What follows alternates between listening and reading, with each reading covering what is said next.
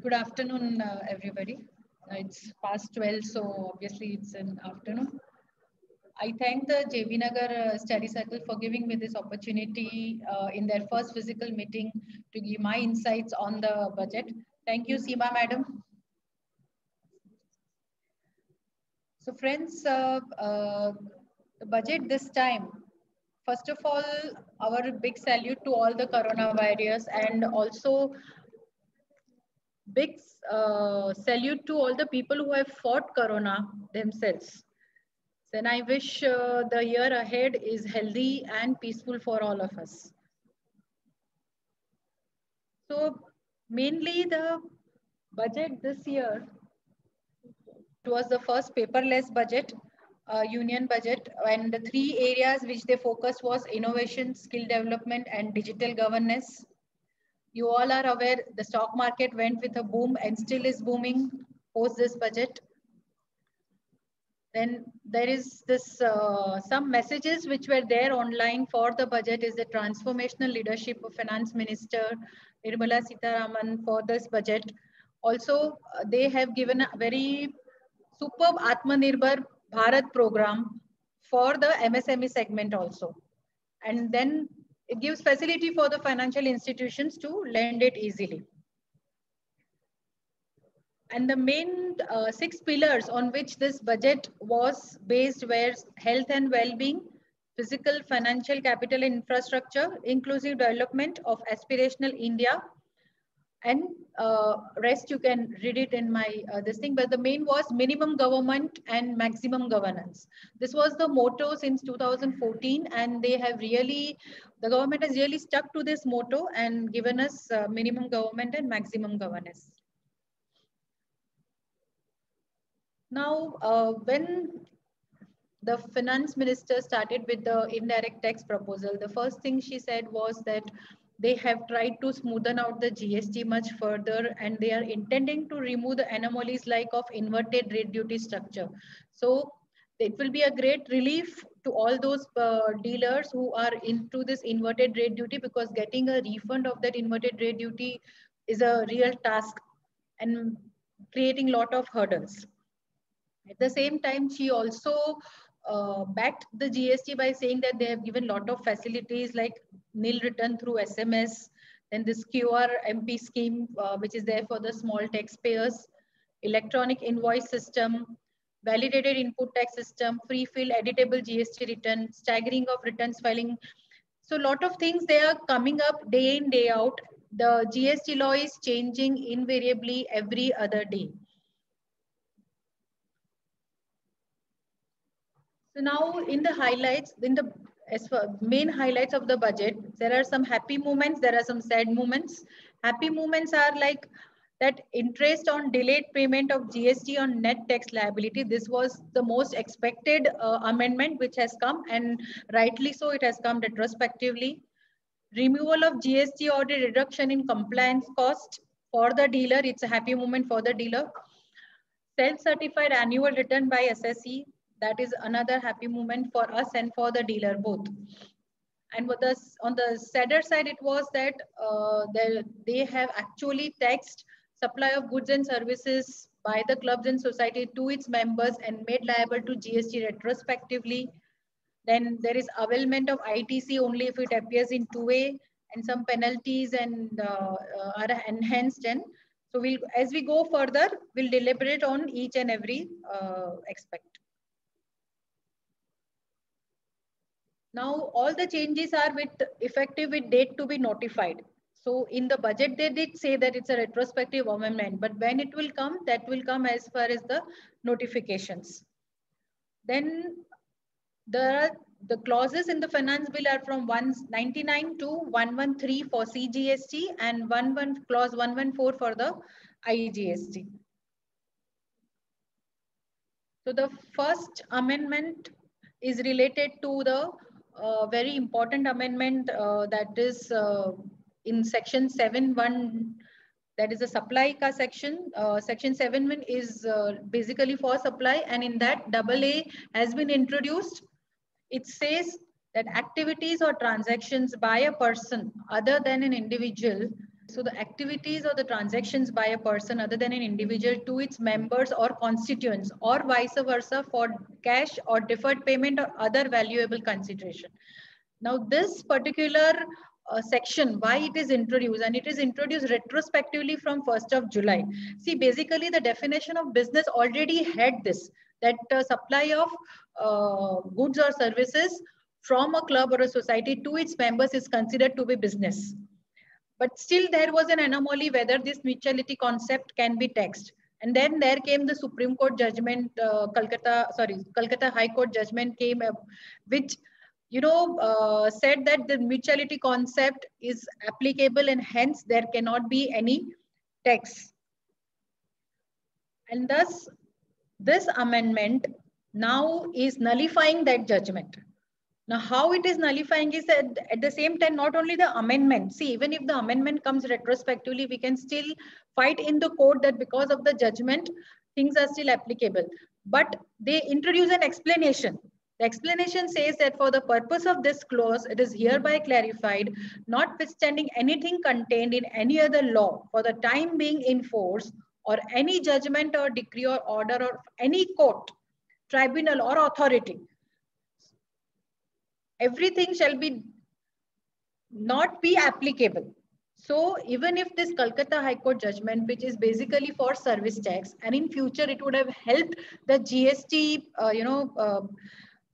fight against this mutuality concept, but because of this explanation, now it very clearly states that if under any law, any judgment is passed, that will not be applicable to GST. So as far as GST is concerned, now all the clubs, societies, everybody has to raise an invoice applicable with along with GST. The question here is that what will happen to those who have not been raising till now? There are many clubs and societies who have accepted the mutuality concept and they are not raising the invoices with GST. Will have to pay right from 2017 along with interest, and we can imagine the amount of interest applicability. So that time will only tell how far this can go on. Second amendment is, this is in clause 113. Now here para 7 of schedule 2 is omitted. Now why is this omitted? Because it contained relating to the same thing, mutuality concept, taxing of supply of goods by the members or by the club or the society to the members. So in that para 2 specifically, it was supply of goods only which was taxable. So that has been omitted now because it has come into the main section 7. Next clause which is introduced was, do you have the printout of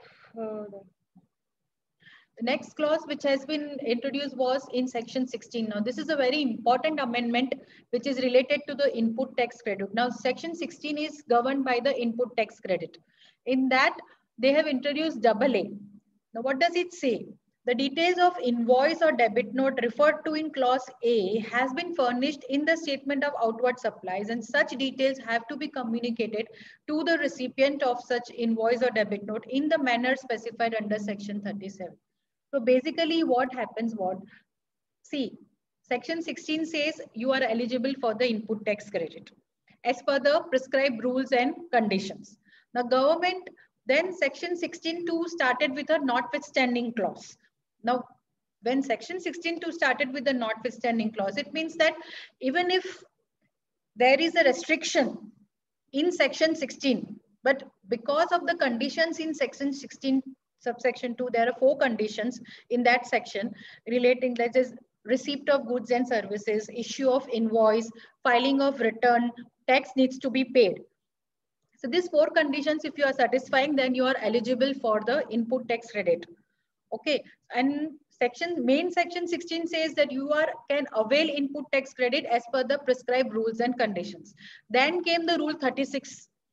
Rule 36.4, it had put restrictions on the availment of input tax credit. It said that you can avail only till first started with 115%, No, I think 20%, then it came down to 110%, and now it has come down to 105% of what is reflected on your GSTR 2A.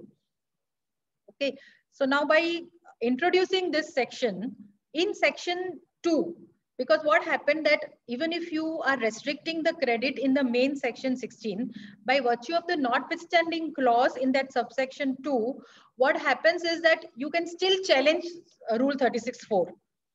And to avoid that, now they have introduced it in that sub 16(2) only. So now it is in a notwithstanding clause, and unless and until your ITC is not reflected in GSTR 2A, you cannot claim it.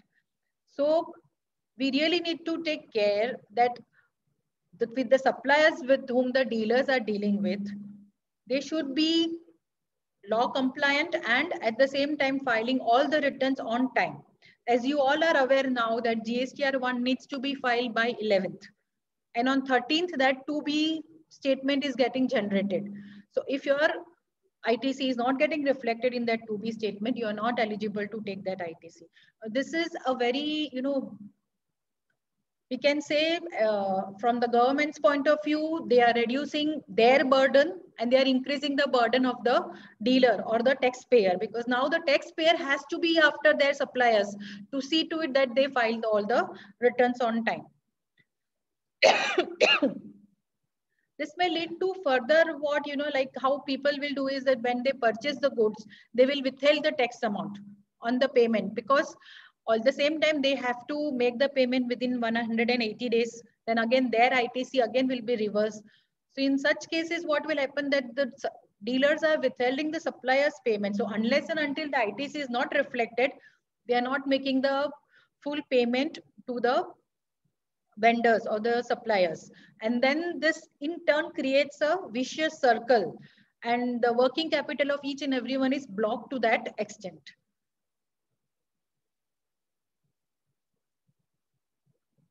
Next clause is about the 35(5). Now this is the most talked about section with our CA fraternity.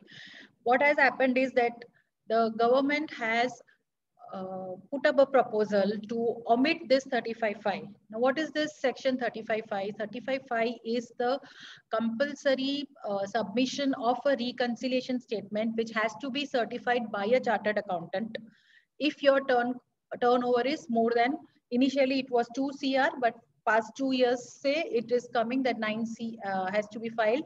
The turnover is more than 5 CR. So now when this section is omitted, everybody is like, whether the CA fraternity will be hard hit, or whether it is a beneficial, or whether it's a business opportunity loss for us. Now here I would like to say, deliberate on few things, because I've heard a lot of hue and cry on this matter that, oh my God, audit is gone, our fees will be reduced. But let me tell you one thing, this 35(5) was already a dangerous section as far as our responsibilities were concerned, because we were certifying that whatever is there in the reconciliation statement is fair and correct. And the circular of the reconciliation statement that you just have to reconcile your profit and loss account turnover with your annual return turnover.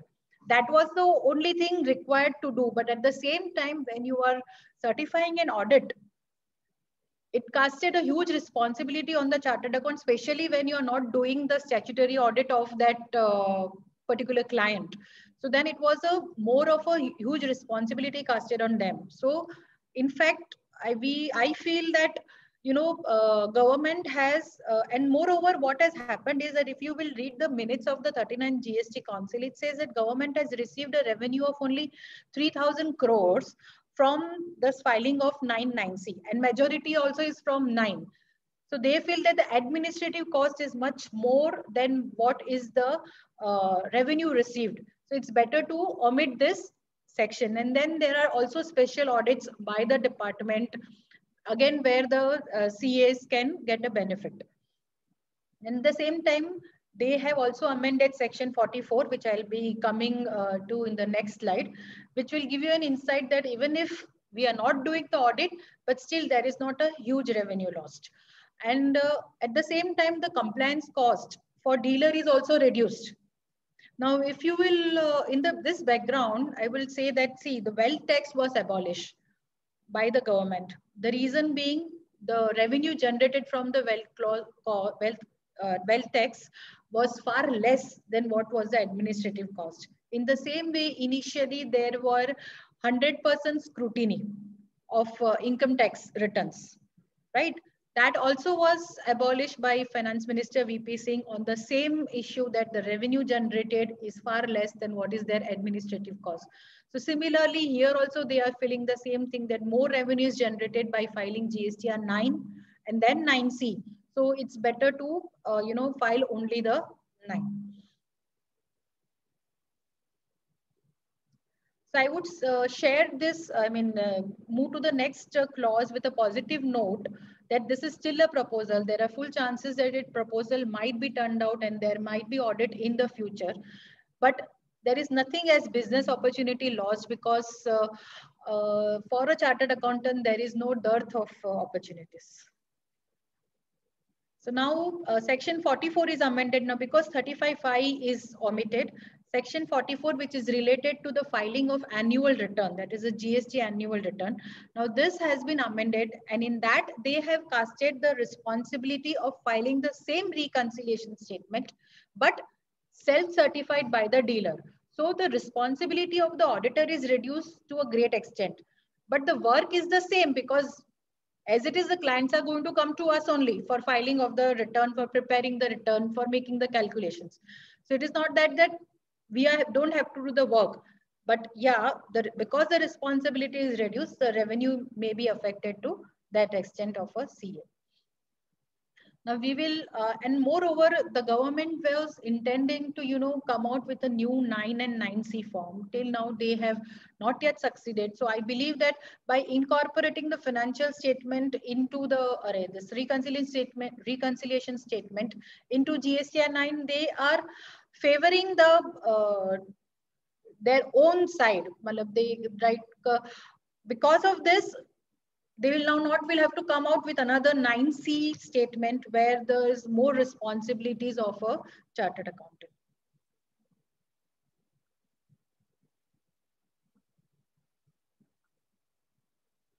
This section is not applicable to the governments, that is the central government, state government, local authority, who are subjected to CAG audit or any other audit under any law for the time being in force. So to the governmental authorities, this section is not available. So they are not required to file the annual return. And other persons where this is not required to be filed is the same thing. Input service distributor, person paying tax under section 51, section 52, that is the TDS, TCS, casual taxable person, non-resident taxable person, all these people, section 44 is not applicable. That means they're not supposed to file the annual return. That was there earlier also, the same thing is now. The only difference is now that they have to file a reconciliation statement that is self-certified by the dealer. This is a very important amendment and very welcome amendment from the government. It says that the proviso, section 50, is related to the interest. This interest is payable when you are making your payment late or filing your return late. Now, in there, a proviso was inserted. This had come by notification when the Finance Act was amended in, I think, 1st February 2019. The first Finance Act was amended. In that, this proviso has come.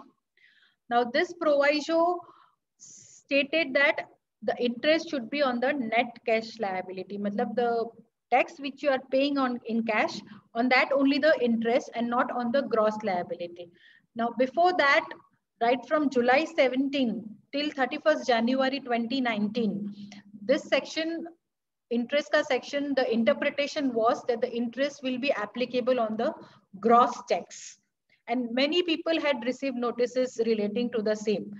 And so many were compelled to pay this interest on the gross tax. So now from 1st February 2019, this amendment came which stated that interest would be payable on the net cash. Now, why this amendment came was because there were High Court judgments which stated that this section should be struck down. That you can never pay the interest on the gross tax liability because input tax credit is your you can say inherent right and you are eligible to claim it. And because you are filing it within the time limit, say the time limit which is prescribed by the law to take the credit, then definitely interest needs to be paid on the net tax liability. Now this amendment, they have brought it from the retrospectively from 1st July 17, but it would be, we would respect the government more if the dealers who have already paid on the gross tax, the amount of interest is refunded back to them without any litigation. That will be a big, pull, you can say, upward thing for the government, because at present they are already facing a lot of setback. So if they are giving this interest to the dealers who have already paid on the gross checks without that dealer going into the litigation, will be a great push for the government.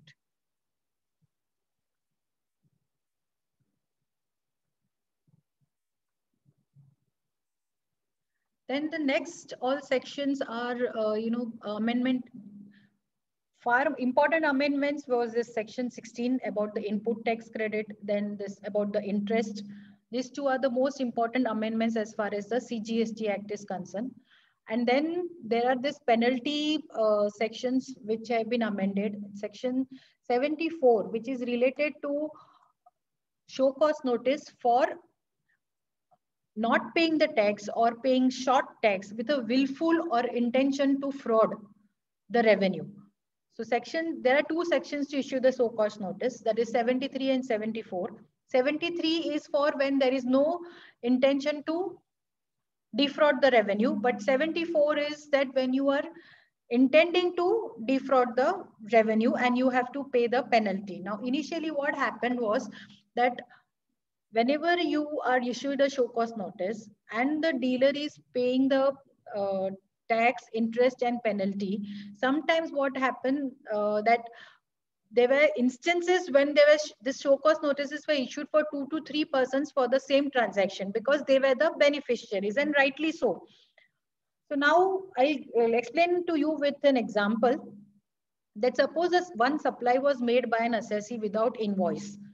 Now the transporter carries this consignment of goods without invoice, that is without proper documentation.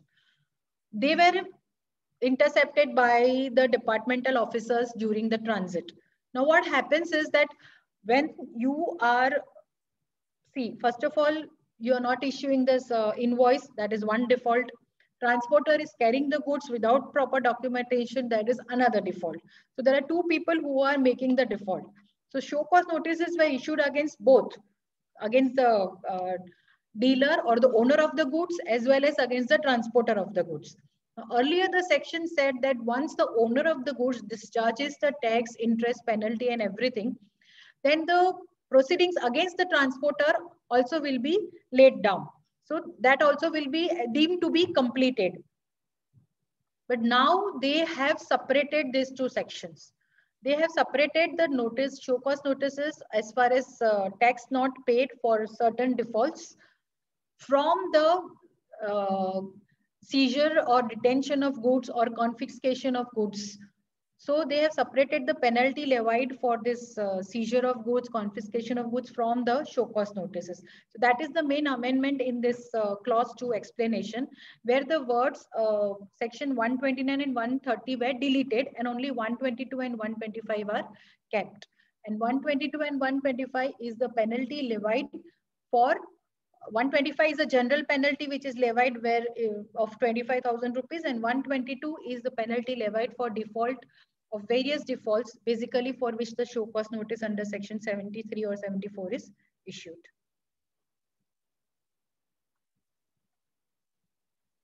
Then the next amendment, this is also, you can say, very important amendment whereby what the government is getting wide powers. Now initially section 75 is for self-assessment tax. That means you can self-assess your tax and pay to the department. And the departmental authorities accept this payment, and then the reason that you are not in default of making the payment or filing of the return. Now they have introduced an explanation in this section which says that self-assessed tax shall include the tax payable in respect of details of outward supplies furnished under section 37, that is the GSTR 1, but not included in the returns furnished under section 39, that is GSTR 3B. Many times what used to happen that people used to file, suppose they are short of cash, some dealers. So what they used to do, they used to file GSTR 1 fully.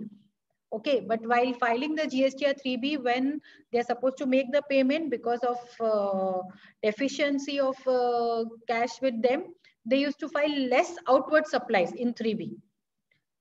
But when you file it in 1, it is getting reflected in 2A. So the opposite person will not be denied the credit. So in that way, what happened was that when they filed the GSTR 1, the opposite person is to get credit.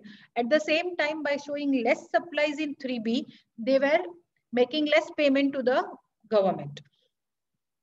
Now they have introduced this, that self-assessed tax will contain those outward supplies also, which you are filing in 1 and not reflecting in 3B. So tomorrow, if your GSTR 1 is having an outward supply of say 1 CR, but the 3B is reflecting only 60 lakhs, then self-assessed tax will be applicable to those 40 lakhs ka gap also. So the government is trying to, pull out all their resources to see to it that there is less default, there are less frauds, and honestly, because of the frauds and everything, the honest taxpayers are getting penalized for no reason, fault of theirs.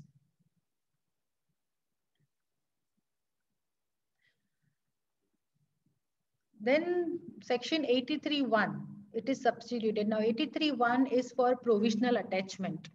Now earlier what it was that some show cause notice had to be issued, and this provisional attachment was applicable only to few sections. Now those few sections are, it was section 62, which is assessment of non-filer of returns, 63, which is assessment of URP, 64, this is the summary assessment in certain cases, and 67, that is power of inspection, search and seizure. So earlier, what it was that provisional attachment for recovery was applicable only to this 4-5 sections.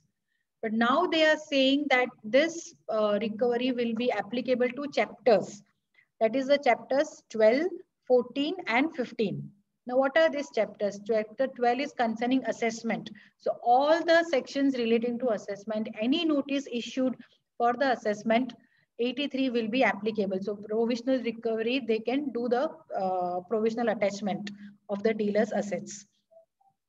14 is related to inspection, search, seizure and arrest. Earlier only 1 or 2 section of this was covered. Now the whole chapter is covered. And chapter 5 relates to demands and recoveries.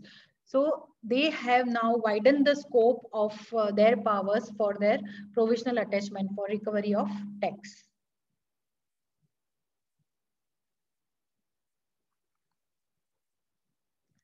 There is one new proviso which is inserted in section 107. Section 107 is related to filing of appeals. In that, they are saying that if you are filing an appeal against the penalty order of section 129, then a sum equal to 25% has to be paid by the appellant. See, normally if you are filing an appeal against any order against the show cause notice, you have to pay 10% of your tax amount.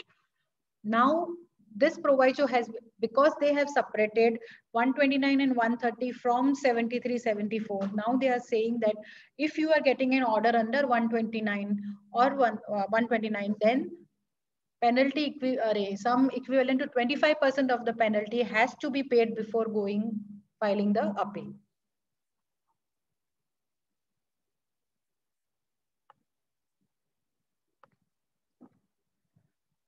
Then there is clause, I will come to clause 108, 109 later because it's related to 129 and 130 and it needs a little bit of explanation. So 151 is to furnish the information. Now earlier what was the clause that the department were supposed to issue notification to collect any information from the dealers or from the public at large. But now they can call for any dealer to furnish the information as the commissioner deems fit. And at the same time, commissioner can also authorize any officer to call for any information from the dealer. So now there is no need for notification. If you want any particular industry or any particular dealer, if you want the details of its how the business is done or what that is outward supply and everything, you can call and the dealer has to come and furnish the information.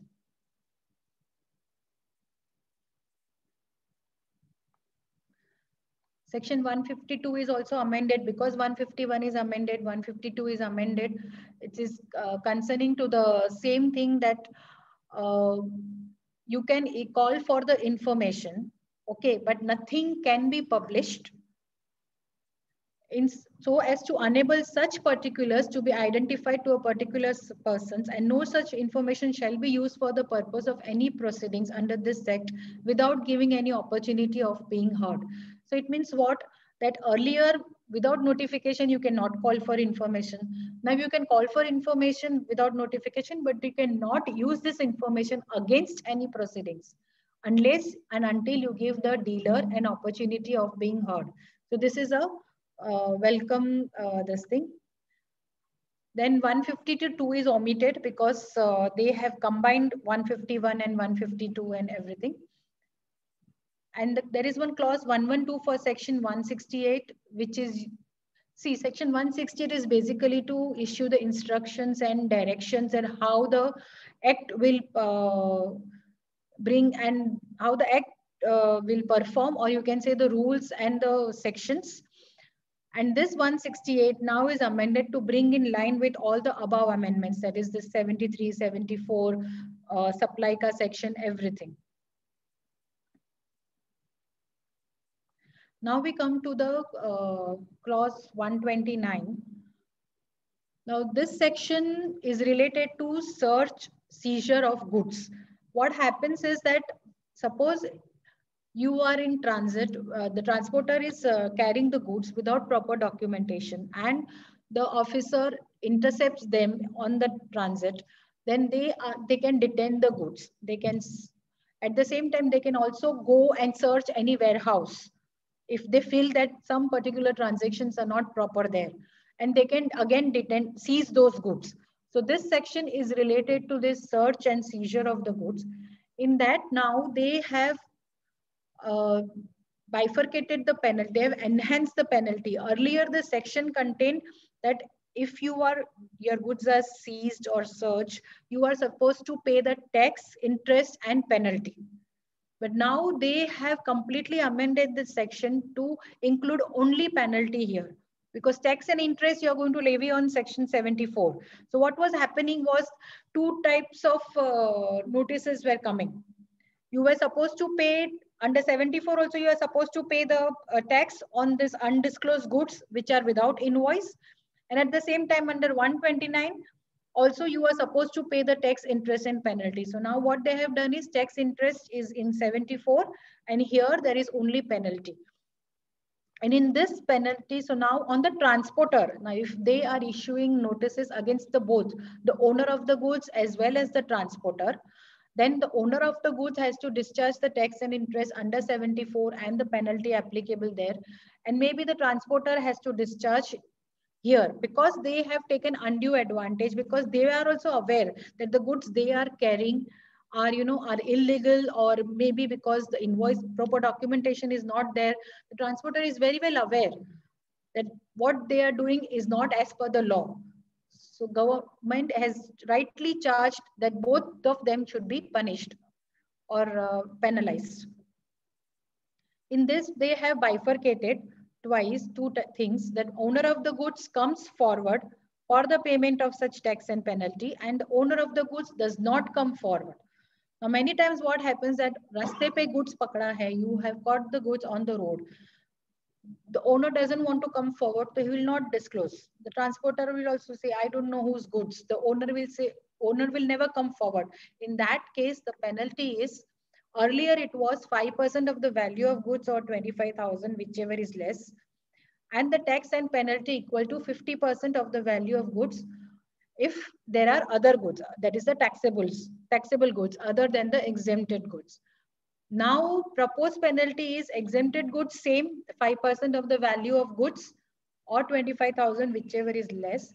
But goods other than exempted goods, the penalty will be equal to 50% of the value of goods or 200% of the tax payable on such goods. So they have enhanced the penalty. Earlier, tax and penalty both were there. Now only penalty is there. Same way, if the owner of the goods comes forward, he accepts its liability. He says, yes, they are my goods and I have illegally, transported without invoice. So then he says that if they are exempted goods, the proposed penalty is 2% of the value of goods or rupees 25,000, whichever is less. So you can see the difference. If the owner of goods comes forward, it is 2%. If he doesn't come forward, it is 5%. And if there are goods other than these exempted goods, penalty is equivalent to 200% of the tax payable on such goods. So it has extended. Earlier it was tax and penalty equal to 100% of the tax. So almost same lines. Earlier you used to pay tax and 100% penalty. Now you will be paying 200% penalty on the tax. Now why they have removed the word tax? See, what would happen that suppose the goods are going from Mumbai to say Rajasthan, and they have been intercepted in Gujarat. So earlier what was happening that if the goods are caught in Gujarat, the dealer is not registered in Gujarat. So if the section 129 was levied, the dealer was supposed to pay the Gujarat tax because the goods were caused. So they were given temporary registration in Gujarat. There they used to pay tax and penalty, both. And at the same time, because the dealer is registered in Maharashtra, he was supposed to pay the tax and interest in Maharashtra also. So he was paying tax twice. To avoid this difficulty, now what they will do that the dealer, there is no need to take any temporary registration, because even giving temporary registration and everything increases the administrative cost. And so no need of giving temporary registration to the owner of the goods. He can very well pay the penalty from his registration number. Say suppose he's registered in Maharashtra, so he has to pay this 200% penalty from the Maharashtra GSTN only.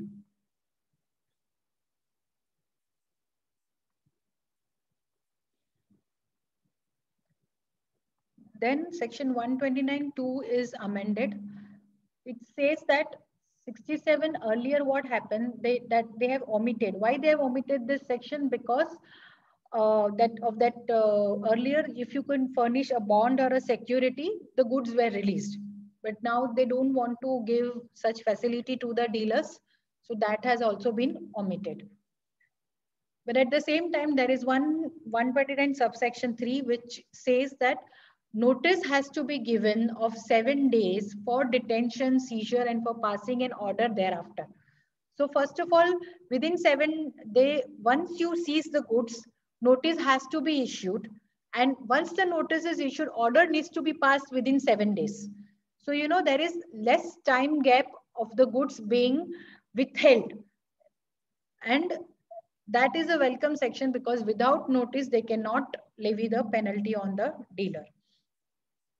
Then in section 129, subsection 4, tax and interest words were removed. Now section 129 is basically only for penalty, for search and seizure.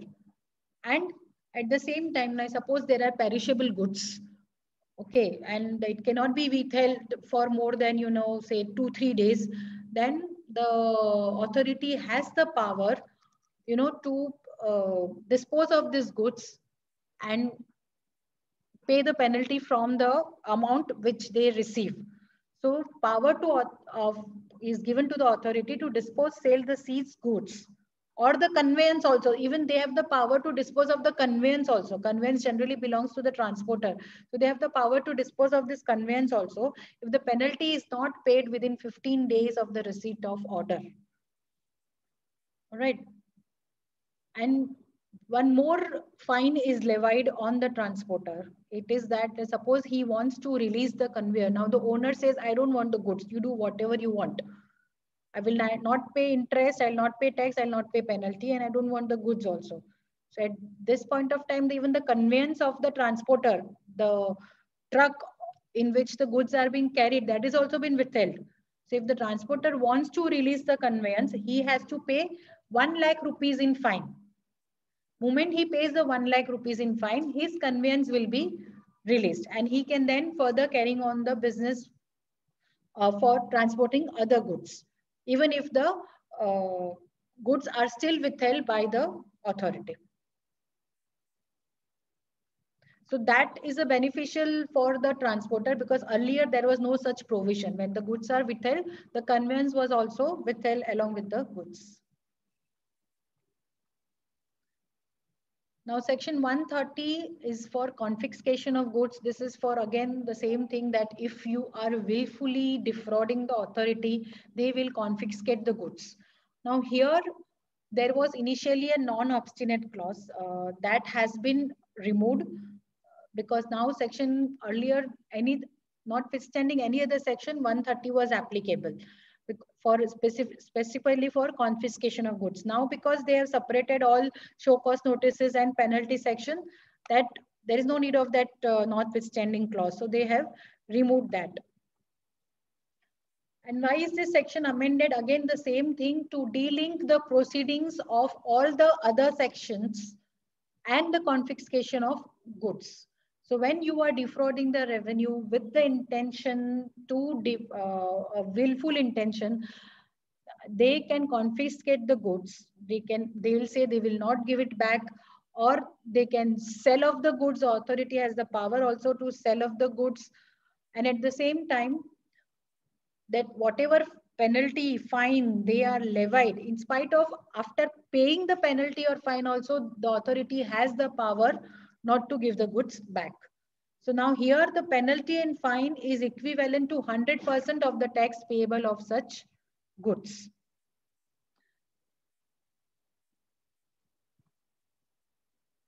Next is the IGST amendments. Now this is a very important amendment. IGST amendment it's related to SEZ. Now earlier, any supply to SEZ was considered as an zero rated supply. Now this section 16 is connected to the definition of the zero rated supply. This they have amended. Now they are saying that whatever you sell to SEZ should be for authorized operations, then only it is considered to be a zero rated supply. So any sale to SEZ will not be considered as a zero rated supply. That particular supply of goods or service should be for the authorized operations of that particular SEZ unit or developer. And this authorized operations are prescribed in the SEZ Act. So whenever any unit or a developer is taking SEZ registration, they have to give certain authorized operations to the SEZ authorities. It's an annexure that is coming and they have to give that annexure to the SEZ authorities. If you are supplying the goods and services which are mentioned in that annexure, then only it is for the authorized operations. Now, for example, in a annexure, you are not saying that supplying food to my staff is one of the authorized operation. Now that particular unit is taking canteen facilities from a restaurant, say somewhere outside the SEZ unit. So for that restaurant, it will be supplied to SEZ. Okay, so earlier it was a zero rated. So they used to take the benefit of the zero rated supply and there are judgments also related to that. But at the same time, now what they are saying that if it is not for the authorized operations, then it will not be a zero rated supply. So if giving the food or you can say food amenities to the staff is not one of specified in their annexure of the authorized operations, then when the restaurant is supplying food to the SEZ unit, it will not be a zero rated supply and they have to levy the tax. Now the question here will be which tax should be levied, CGST, SGST or IGST. Now what is the thing is that they have amended section 16 which is the definition for zero rated supply, but section 7 of IGST Act and 8 is still there where it is specifically mentioned that any supply to an SEZ unit will be an interstate supply. So the tax levied will be IGST only. It will not be C plus S, right? But at the same time, it will not be a zero rated supply. So nil tax benefit will not be there if you are not providing for. So now before dealing with an SEZ unit, the dealer needs to get that annexure of that particular unit or developer SEZ unit, so that they know whether whatever supply they are making is for authorized operations or not. Now, in the section 54, which is the refund section, this was already there, that if you want to claim refund of the ITC, uh, which is utilized for the supply of zero rated without payment of tax, or if you want to claim the refund of IGST paid when supplied to an SEZ unit, both where should be for the authorized operation, then only you were getting the refund. Now they are saying, and then what people used to do, they used to supply to SEZ without tax, but they used to not go for refund. But at least their tax is saved. And then also ITC as it is, they have their other local supplies, so they can very well utilize the ITC. Now they have made this section in line with the refund section. So if you cannot sell without tax if it is not for the authorized operation.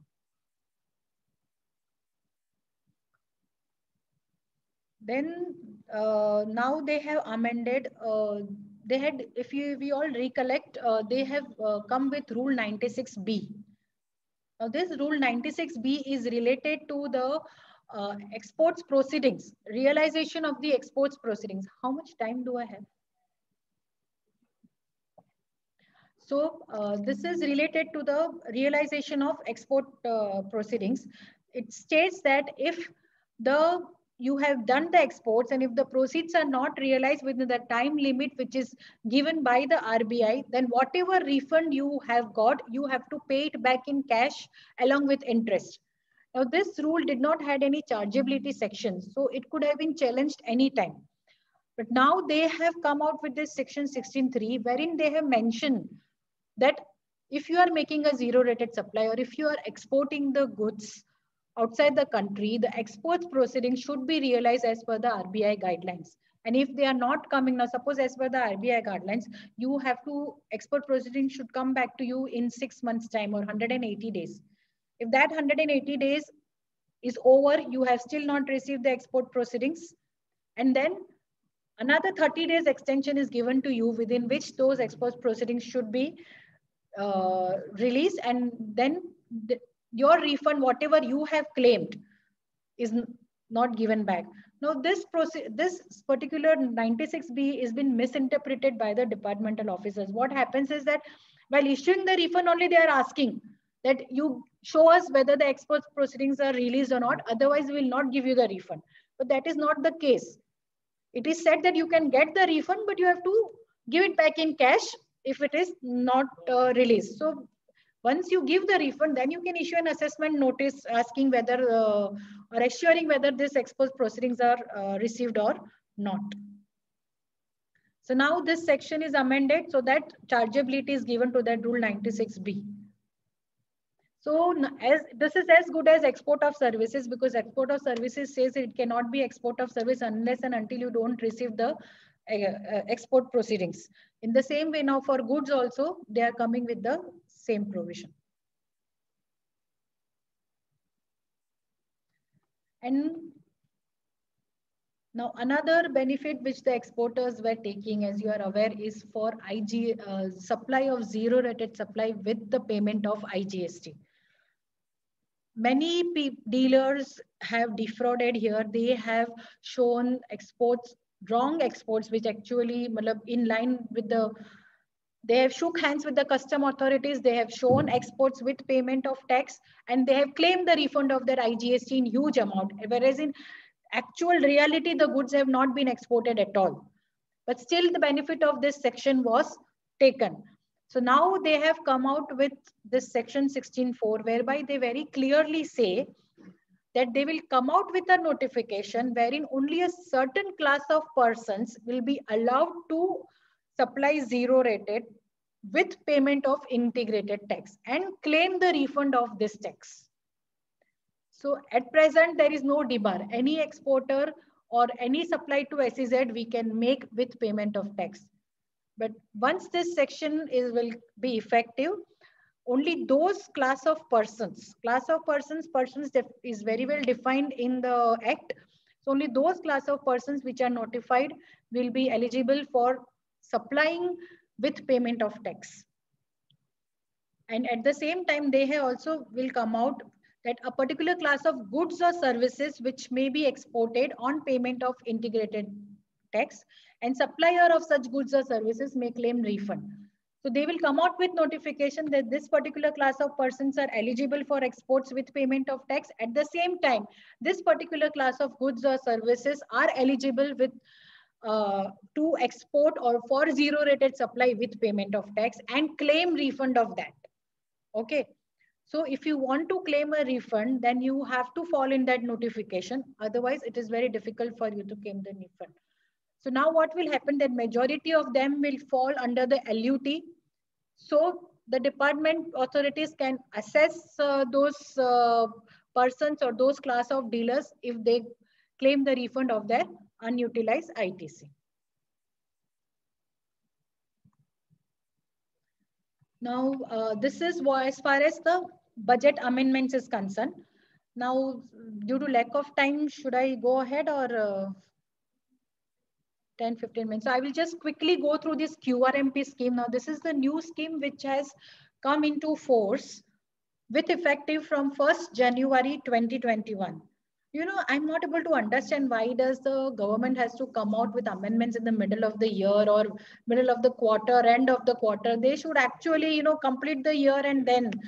But probably this may be trial and error so that the people are settled by the time the next financial year starts. So this particular scheme is for the dealers who have turnover up to 5 CR, and they should have filed all the previous returns. Then only the scheme is applicable to these dealers. So who are eligible is they have to furnish returns till date. Their turnover should be up to 5 CR. Okay. And this option they have given in such a way that you can opt in, opt out as you feel like. Okay. And who are not eligible for this scheme is obviously unregistered person, composition dealers, turnover more than 5 CR, and non-resident and ISD or TDS or TCS. Now, there were some default migrations. So government had given two options. You migrate on your own, or government themselves will migrate you to the scheme. Now, default migration was for if your turnover in 1920, whatever you have furnished in GSTR 1(3)B, government will auto calculate that. And if it is less than 5 CR, you are automatically migrated to this scheme. And provided you need to file all your returns. All your returns needs to be filed, then you are automatically migrated to the scheme. If you have not filed even a single return, prior to November 20 was the deadline given that till November 20 you are supposed to file all the returns. So if you have not filed any of the return prior to that, you're not eligible to opt in for this scheme. Yeah, they are made monthly, yes. Yeah, even 5 CR. And if you are, see this, but at the same time option is given to every registered person or every dealer, the time limit for when you have to opt in and opt out. Now at present, for the quarter January to March, time limit was till 31st January. Till 31st January, you have to decide prior to that whether you want to opt in or opt out the scheme. Otherwise, that default, whatever the department has given, is applicable to you. And for the next quarter, that is April to June, I'll come in the next slide, that for the next quarter, if you want to opt in for the scheme, you have a huge time. Like right from the first date of the second month of that quarter till the last date of the first month of the quarter. It means that suppose you want to opt for April to March, your opting in will start from 1st February 2021 till 30th April 2021. So you have a time of almost 3 months to decide whether you want to go in for the scheme or opt out of the scheme.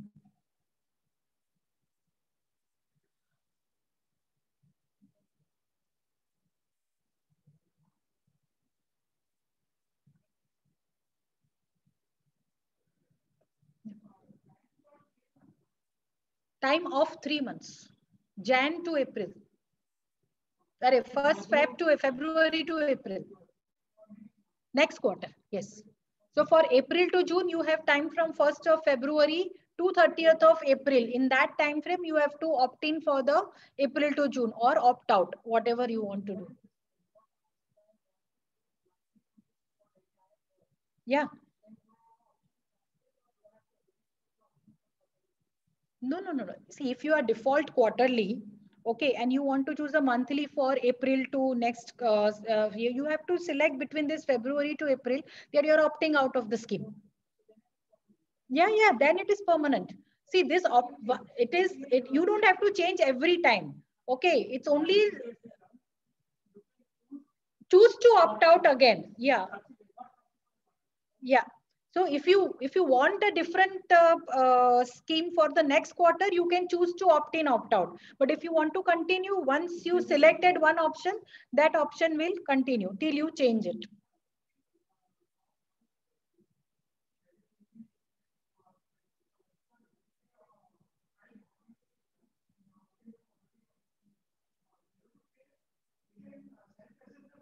That I'm coming to that payment of tax. This is just for opting in or opting out of the scheme.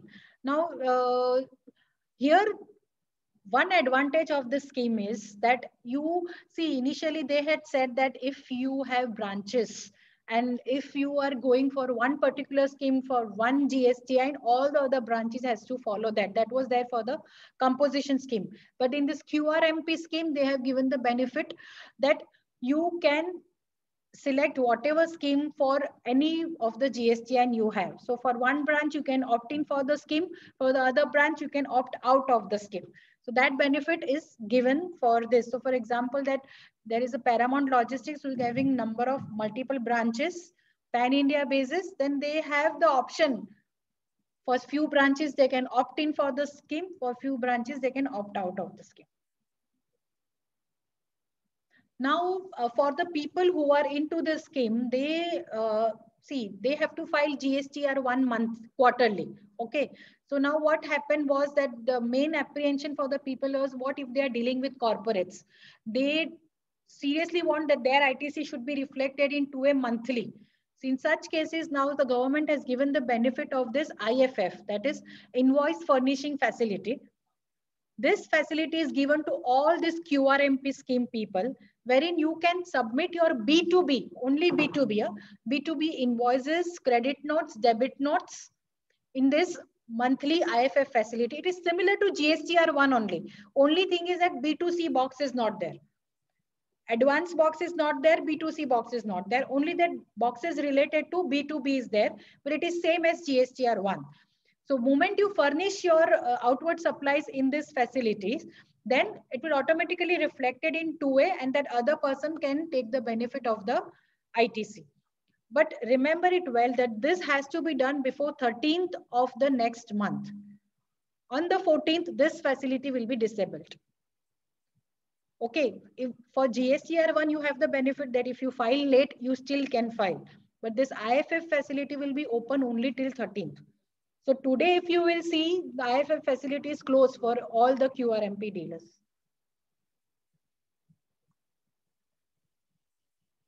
And if you will must have observed that past 2 days, I think on 10th and 11th, there was one 6A box displayed on the portal, then which suddenly vanished. 6A is for exports. So that time they had said that whosoever are opting for QRMP scheme and they are exporters, then they can furnish those export details in that table 6A. That was the purpose, but somehow that box has now vanished. So we don't know.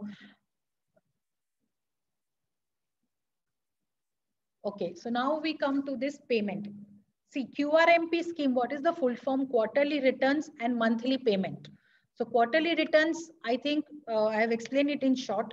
About this monthly payment, they are saying that even if you file the returns quarterly, you have to pay the tax monthly. In that, they are given two options. One is fixed payment method and one is self-assessment tax. In this fixed payment method, they have said that choice the challan is auto-generated on the portal. And they will pick up the liability what is last paid. Deepali. 50,000 will be picked up and you have to pay 50,000.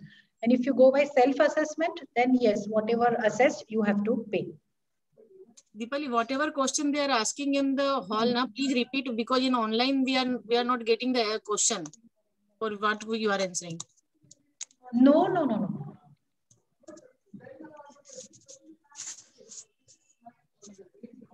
See, this is basically for small dealers, less than 5 CR. So as it is, it doesn't make any difference to the government what the amount of tax is coming from them.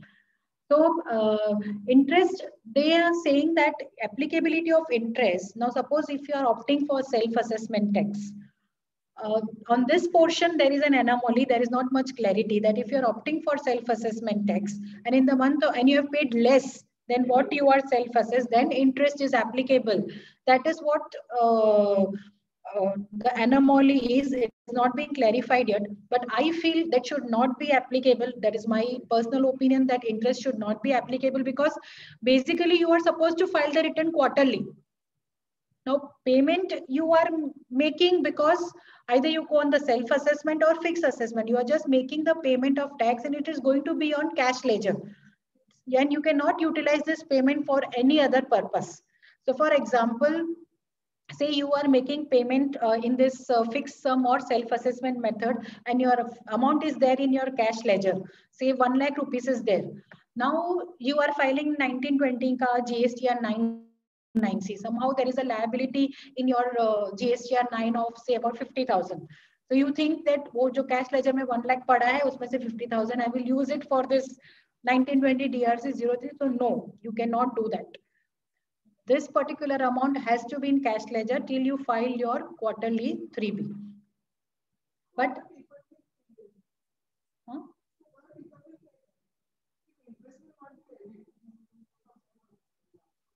yeah. See, I agree. People may take advantage of that. Okay, but there is this anomaly that interest applicability hai ke nahi hai, because basically my see ye to on suo moto people are paying. But technically to it has to be quarterly only because I'm going to file 3B quarterly. So then और government को पैसा नहीं मिल रहा है, पैसा मेरे cash ledger में ही है. When will the government get this money? Only when I offset is against the liability when I file 3B. So interest applicability should be from there only. ये तो मेरे cash ledger में पड़ा है, so government is happy. हाँ इतना पैसा आ रहा है मेरे पास. That's it. हाँ उसमें नहीं करेंगे तो इसमें भी नहीं होना चाहिए. There's the same thing.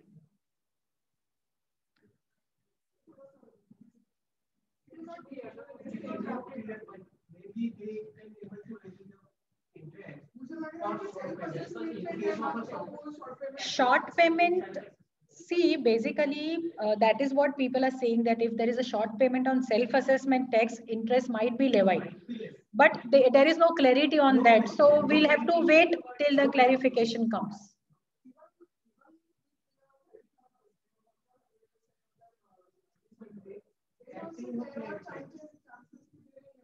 No. There cannot be interest there.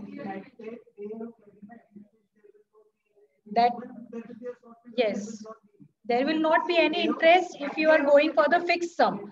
So they basically want the dealers to go for the fixed sum so that the challan is auto-generated on the portal. Now you don't have to submit this, you don't have to pay monthly if you have enough cash ledger balance. If you have enough credit ledger balance, then you don't have to pay monthly, either by fixed sum or by self-assessment. I'm not going into GST audit of 1920 amendments because it is similar to what has been done in 1819. So I'll not go there. This is about the rule 36.4, which I have already explained. Now, this is rule 86B. This is a very important rule. They say that if your monthly turnover is more than 50 lakh rupees, then compulsorily you have to deposit 1% of your GST liability in cash. You can utilize only 99% of your credit and 1% you have to pay in cash. Why they have come out with this is that there are so many retailers who are actually not paying any tax because they are getting those incentive schemes benefit by which their purchase cost is more than their sales cost. So they are actually not paying any tax. There is a lot of credit in their electronic credit ledger. To overcome this anomaly, they are saying that you have to pay 1% GST in cash. And this particular scheme is, you can opt, I mean, this particular rule is not applicable to you only if you have paid income tax up to 1 lakh or more in the last 2 financial years. Paid income tax means your tax payable should be 1 lakh. Then whatever TDS deduction and all you are getting, that's a different thing. But as per your computation, your tax payable should be more than 1 lakh. If you have, yes. If you have claimed refund of ITC on the zero rated supplies, then also this particular 86B is not applicable. It means if you are making zero rated supplies and there is a lot of ITC accumulated and you are going to claim the refund of that ITC, then this section is not applicable. This rule is, but if you are having zero rated supplies and you are not going to claim the refund of that ITC, then this rule will be applicable that you have to pay 1% tax in cash, because there are many exporters I have seen who are doing the means making zero rated supplies under LUT. Okay, at the same time they will be making local outward supply and they will utilize the ITC of the zero rated supply against this local outward supply, and they may not pay the tax at all. And at the same time, credit ledger will have minimum balance. So they will say they don't want to go for refund. In this case also, they have to pay this 1% liability. Then claimed refund of ITC of the duty, inverted duty structure. Then the registered person has discharged his liability through output tax through the electronic cash ledger, which is in excess of 1%. That is obviously that if you are having more than 50 lakhs turnover and you are paying more than 1% of your output tax in your 3B. So for example, you are having a turnover of say 100 lakhs. ITC and the tax payable on that you say 18%, so 18 lakhs rupees. ITC you have say 10 lakhs, so you are supposed to discharge 8 lakhs tax liability, which is more than 1% of your sales turnover or tax liability, then it is fine. But if it is less than 1%, then you have to deposit 1% if your turnover is more than 50 lakh. So ITC utilization needs to be restricted there. Yeah.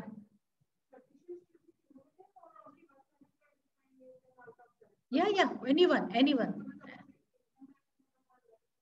Yes, then you are not eligible for this rule. No.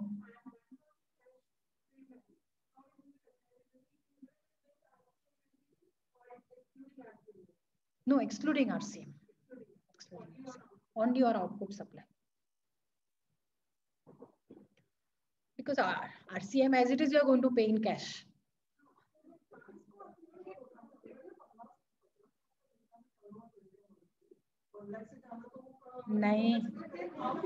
There are so many retailers, you will see, especially mobile retailers, electronics items, they are not paying a single rupee tax. I myself have 2 to 3 clients who are not paying a single rupee tax with a turnover of more than 1 CR monthly. They are not paying tax. See, they are getting lot of incentives from their suppliers, because of which they sell at a price less than what they have purchased.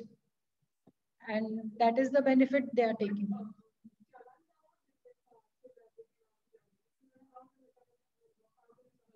No, there is very clearly in that when you offset that liability, RCM liability in cash is very clearly shown. So there itself, you have to pay in cash other than RCM liability. It is very clearly shown there. This IFF facilities I have already discussed. E-way bill, there is one important amendment which says that earlier it was 100 kilometers for 24 hours. Now they have done it for 200 kilometers. Now, I don't know how this thing is going to happen, but this is a very detrimental amendment, I should say, as far as e-way bill is concerned.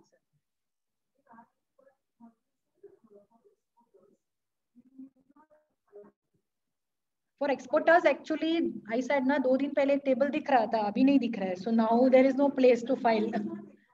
Yeah, but There were people were saying that वो IGST paid वाला exporter रहेगा ना, तो उसको refund चाहिए. That is the reason they said. Okay, so this is e-way bill. Now, this also last amendment, this is the cancellation of registration. This is a very detrimental amendment which they have come with wide powers given to the authorities. They are saying that, first of all, no opportunity of hearing will be given. They can cancel the registration if they feel that you are defrauding the revenue. Then if there is a difference of outward supply between GSTR 1 and 3B, they can suo moto go for cancellation of registration. If you violate the provisions of Rule 86B, suppose 86B with the one which we just explained, 1% liability in cash, then also they can cancel the registration. If you are violating the provisions of Section 16, so now 2A has come into Section 16. So if you are violating the provision of Section 16, if you are not going as per 2A and 2B, then also your registration can be cancelled and no opportunity of hearing will be given. That is the most detrimental clause which of this particular wide powers have been given. I don't know how the authority will misuse or whatever. But they really want the people to be tax compliant, law compliant. I hope we as in Indians, I would appeal to all of us. I mean, in fact, I would suggest everybody to, to suggest to their clients also why to abide by the law so that honest taxpayers are not penalized. That is the difference. So this is it. I am sure you all must be convinced because I won't speak more now. And thank you very much once again for JB Nagar Study Circle for giving me this opportunity. And if any questions, I can take. See, if you are, yeah. So for that question of 50,000, if you are going under that fixed payment and you are making the payment of 50,000, there is no interest implication. But if you are going under self-assessment, then there are chances that interest will be levied if the tax is short paid. Depends how that is per dealer. You need to calculate for each dealer. You have the option of going for any payment of tax for any quarter. Yeah, correct. So एक particular quarter में fixed test में गए, fixed payment में गए, तो next quarter में you can go on self assessment. But for that particular quarter, yes, you need to stick to that payment. जो भी है आपका 2A में नहीं दिख रहा है तो you cannot take it as an ITC. Input tax credit नहीं लेना है. They are very clear on that. Quarterly file कर रहे हैं तो उसको IFF का facility दिया गया है. So then you have to compel your suppliers to follow the IFF facility, invoice furnishing. And that too, it is applicable only till 13th. So the benefit now which the quarterly people were getting of filing GSTR1 late, that will not be available now. See, basically they are giving the scheme, but at the same time, they don't want people to go for the scheme. In fact, we are advising our clients don't go for the scheme. You go for the normal, regular monthly filing. It is one and the same. No, but you can change it ना. जो automatic हो गया तो चलो ये quarter में आपको compulsory जाना पड़ेगा. But next में तो you change it to monthly. Then